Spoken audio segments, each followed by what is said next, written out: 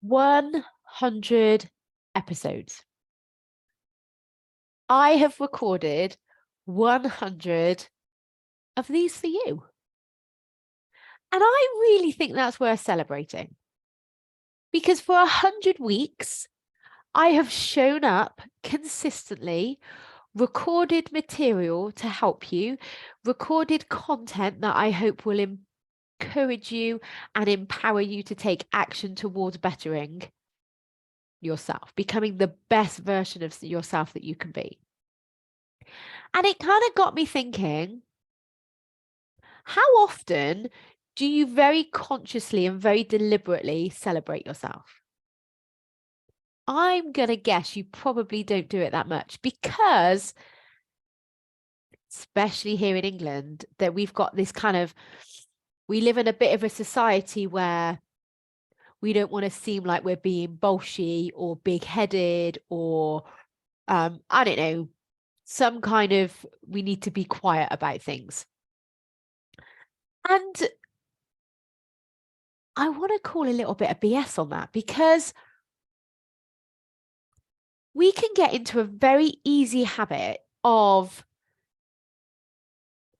going for a goal, reaching that goal, not even acknowledging that we've reached it, and straight away we're on to the next thing, which means we are constantly working towards the next thing and the next thing and the next thing and the next thing. And what we're not doing is we're not stopping and giving ourselves any credit.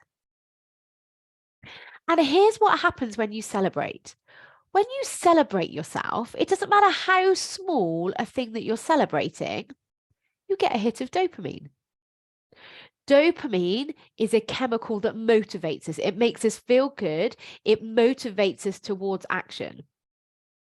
And if you're not celebrating the action that you've taken and the little milestones, your brain isn't going to be motivated to carry on going because you're never getting to where you want to be because the goalpost is always moving. Whereas when you sit back and you go, hang on a minute, I've lost 2 pounds or in weight, I mean, or you say, hang on a minute, I had that really challenging conversation, or I chose that on Friday, I'm only going to have 2 drinks and I only had 2 drinks and I honored my decision. I honored myself and followed that through. Or hang on a minute, I have shown up for 100 weeks and I have created 100 Friday focus videos. None of us do that. Well, very few of us do that. But what I realize is the journey to getting somewhere is the good bit.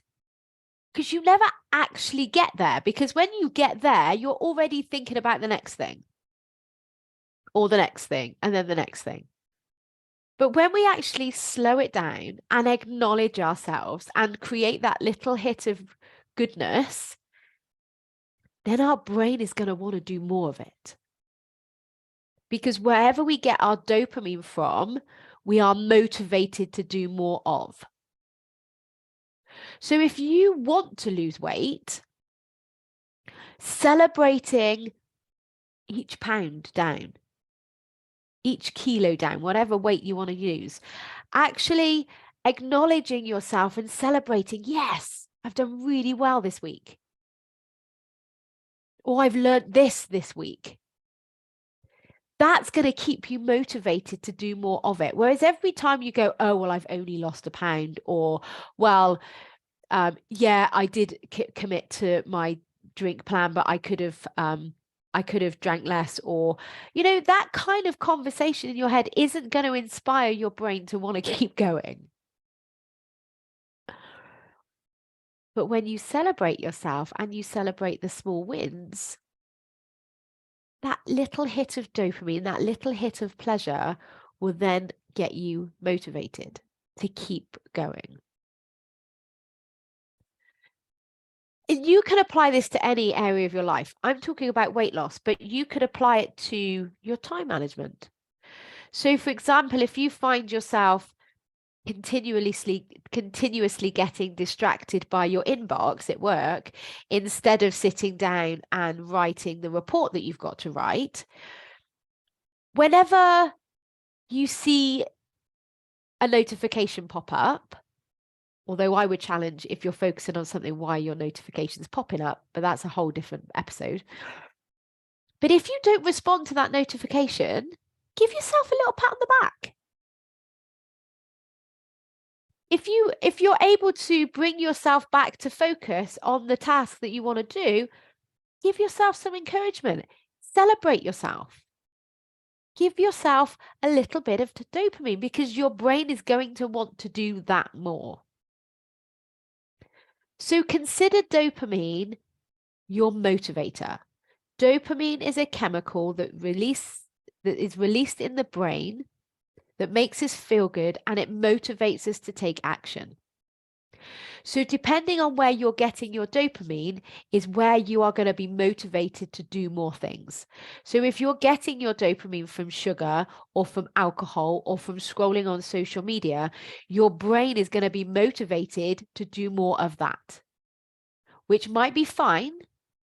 But if you don't want to spend your time overeating sugar, over drinking alcohol, or over scrolling on social media, make sure you're creating dopamine somewhere that you want to get better at, in an area of your life that you want to be good at, in an area of your life that you want to be motivated towards doing. That's the choice that you get to make. So my offer this week is to celebrate more. And I definitely don't mean go in and getting some chocolate to celebrate. I mean just saying to yourself, really good job. You did really well there. You might be thinking that the task is tiny, but celebrate it anyway, just because it feels good.